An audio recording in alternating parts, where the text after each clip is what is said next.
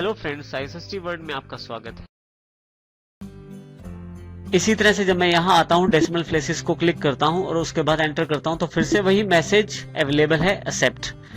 देखिए यहाँ पे रेड कलर में YES लिखा हुआ है। मैं Y को जैसे ही कीबोर्ड पे प्रेस करूंगा मेरे पास मेरी जो कंपनी है वो क्रिएट हो जाएगी। देखिए अब यहाँ पे जो स्क्रीन अवेलेबल है उसमें गेटवे ऑफ टैली आ गया है, जिसमें एक मेन्यू दिखाया गया है जिसमें बहुत सारी कमांड्स अवेलेबल हैं जो कंपनी से रिलेटेड कमांड्स हैं। इसके साथ यहाँ लेफ्ट हैंड साइड पे नेम ऑफ द कंपनी जो कि हेड फर्स्ट ट्रेडर्स के नाम से है मेरे पास, और साथ ही ये जानकारी भी दी गई है कि डेट ऑफ लास्ट एंट्री क्या है। इसी तरह से यदि आप यहाँ ध्यान दें तो करंट पीरियड की जानकारी दी गई है कि कौन सा हमारा फाइनेंशियल ईयर रहेगा, और इस वक्त ये जानकारी दी गई है कि आप कौन सी डेट की एंट्री कर सकते हैं या अभी करंट डेट टैली में क्या सेट है। तो इस तरह से आप कंपनी क्रिएट कर सकते हैं। हमारे पास यहाँ गेटवे ऑफ टैली के अंतर्गत काफी सारे ऑप्शंस अवेलेबल हैं जो कि मेन्यूज के रूप में है। सबसे पहला है मास्टर्स, दूसरा ट्रांजैक्शंस, इंपोर्ट और इस तरह से रिपोर्ट्स।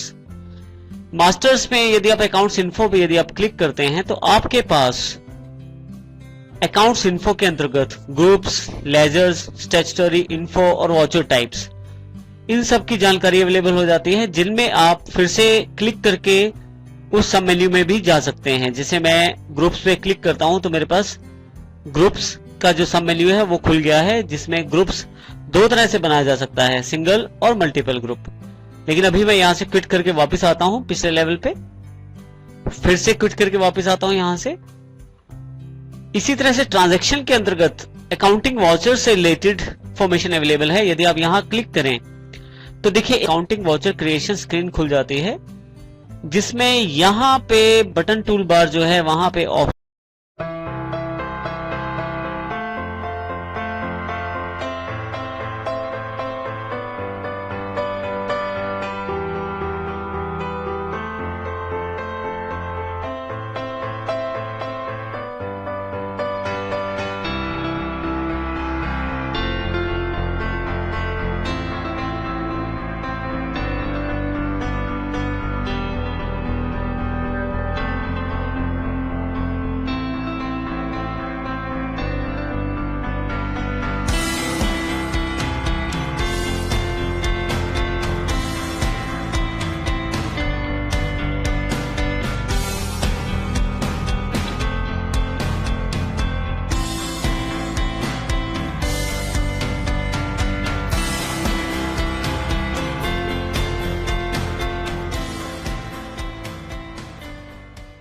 ऑप्शंस बदल जाते हैं।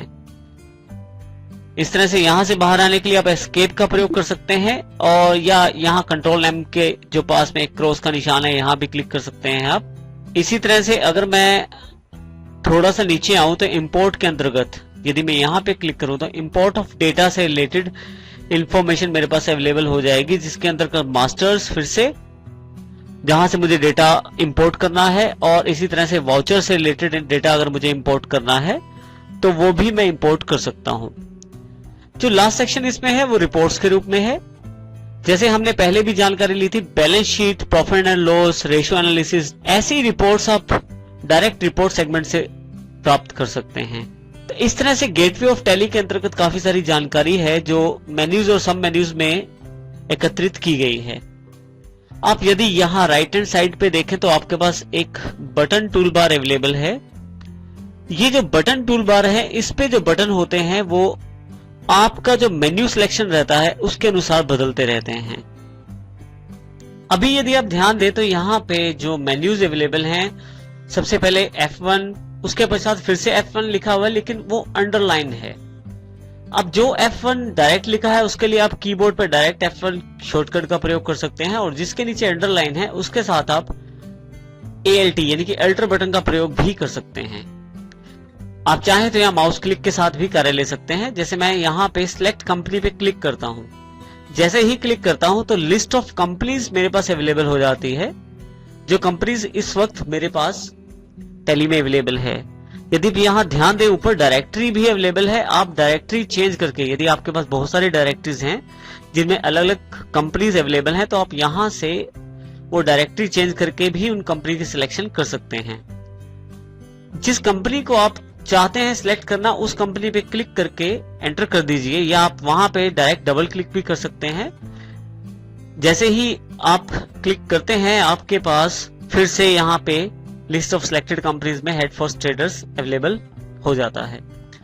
आप चाहें तो जो कंपनी आपके पास सिलेक्टेड आप उसे शर्ट भी कर सकते हैं। आप इसके लिए शर्ट कंपनी का प्रयोग करें। जैसे मैं इस पे क्लिक करता हूं, देखिए यहां से लिस्ट ऑफ सिलेक्टेड कंपनी से हेड फर्स्ट कंपनी का नाम हट गया है, और यहां पे मेन्यू भी हमारे पास जो गेटवे ऑफ टैली है उसमें बदल गया है। इसमें कंपनी इन्फो से रिलेटेड मेन्यू मेरे पास अवेलेबल है। यहां से फिर से मैं सिलेक्ट कर सकता हूं कंपनी। मैं यहां से दूसरी कंपनी बना भी सकता हूं, एक नई कंपनी मैं यहां से बना सकता हूं, और इसी के साथ यहां से बैकअप और रिस्टोर जैसे महत्वपूर्ण ऑप्शंस का प्रयोग भी किया जा सकता है। यहां मैं सिलेक्ट कंपनी पे क्लिक करता हूं, फिर से हेड फर्स्ट ट्रेडर पे डबल क्लिक कर देता हूं, तो मेरे पास ये कंपनी अवेलेबल हो जाती है। फिर से हम यहाँ बटन टूल बार के कुछ बटन्स का अध्ययन करते हैं। F2 जो है वो डेट के लिए अवेलेबल है। जैसे मैं डेट पे क्लिक करता हूं, आप चाहें तो यहाँ पे डेट चेंज कर सकते हैं। अभी मैं एंटर कर देता हूं। इसी तरह से आप पीरियड भी चेंज कर सकते हैं।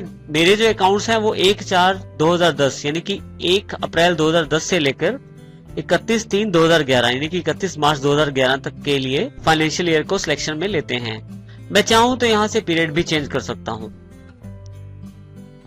इसी के साथ आप कंपनी इन्फो पे क्लिक करके फिर से कंपनी इन्फो का एक मेन्यू खोल सकते हैं, जिसके अंतर्गत आप कंपनी सिलेक्ट कर सकते हैं। आप चाहें तो कंपनी शट कर सकते हैं, आप नई कंपनी यहां से बना सकते हैं, और पुरानी कंपनी में अगर आप चाहें तो चेंजेस कर सकते हैं। इस तरह से यदि आपने टेलीवर्ल्ड में कोई पासवर्ड अवेलेबल करवाया है तो आप उसको भी यहां से बदल सकते हैं। इसके अतिरिक्त फिर से हमारे पास यहाँ 3 ऑप्शन और अवेलेबल हैं, जिसमें स्प्लिट कंपनी डेटा यानी कि कंपनी के डेटा को हम स्प्लिट कर सकते हैं, बांट सकते हैं, और फिर से वही बैकअप और रिस्टोर के ऑप्शन यहाँ अवेलेबल हैं। यहां से मैं क्विट कर लेता हूं, तो फिर से मैं गेटवे ऑफ टैली के मेन मेन्यू पे अवेलेबल हो जाता हूं। इस तरह से आप इन जो बटन टूल बार पे बटन अवेलेबल हैं, आप इनका प्रयोग कर सकते हैं। यहां नीचे की तरफ अगर आप ध्यान दें तो 2 बहुत ही इंपॉर्टेंट बटन आपके पास अवेलेबल हैं, जिसमें F11 है फीचर्स के लिए और F12 है कॉन्फ़िगरेशन के लिए।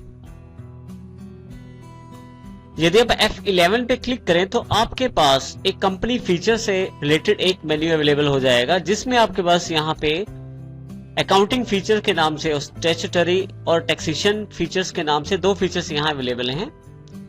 यहाँ इंपॉर्टेंट बात यह है कि जब भी आप फीचर सिलेक्ट करते हैं F11 से, वो कंपनी स्पेसिफिक होते हैं। इसका अर्थ है वो कंपनी टू कंपनी चेंज हो सकते हैं। आप अपनी आवश्यकता अनुसार एक कंपनी में फीचर्स अलग सेव कर सकते हैं और दूसरी कंपनी में उन फीचर्स को चेंज करके दूसरी कंपनी के लिए अलग से सेव कर सकते हैं।